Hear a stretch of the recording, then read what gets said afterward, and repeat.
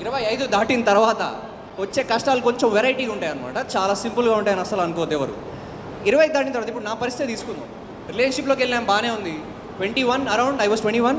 So 2-3 ఏళ్ళు బాగానే ఉంది, రచ్చలేపాము, తెలియదేముంది. 25 దాటిన తర్వాత ఎట్లుంటుంది అంటే, ఒకరోజు నాకు కాల్ చేసింది, నా గర్ల్ ఫ్రెండ్ కాల్ చేసి, మా నాన్నగారు మ్యాచెస్ చూస్తున్నారు అని. మీ అయ్య మ్యాచెస్ చూస్తుండా?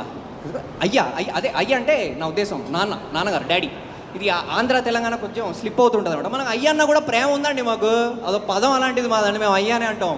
అయితే సరే ఓకే, ఇట్లాంటి చీప్ కంటెంట్ నా దగ్గర తీసుకొని రాక అని చెప్పి నేను అన్నా. 25 ఇయర్స్ కదా, ఇంకా దాటలేదు నేను అప్పటికి.